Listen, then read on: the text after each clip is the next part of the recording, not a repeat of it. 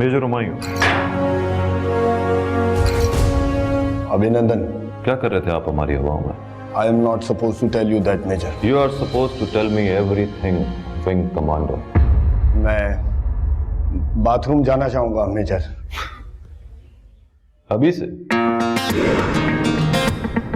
आप उस अजीम फौज का हिस्सा बनने जा रहे हैं जो दुश्मन को जहाज से उतार कर चाय पिलाते हैं। We are ready with the fantastic tea, sir. ना यार, मुझसे नहीं। का हर मजा, मोहब्बतें, वो रौनकें, वो मस्तियाँ। आज आपका अदब करने का बहुत दिल कर रहा है। जरूर कोई बात मनवानी होगी।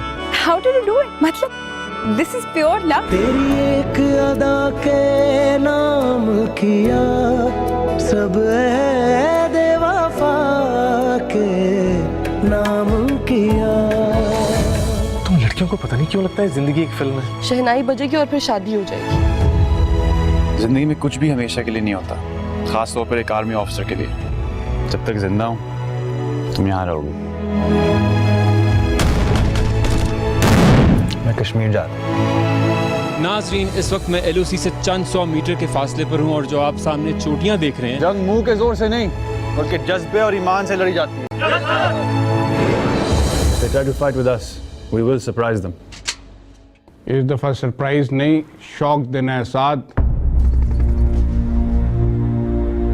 कोई डर? No, sir. कोई शक? No, sir.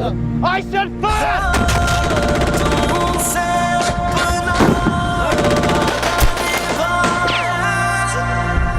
जा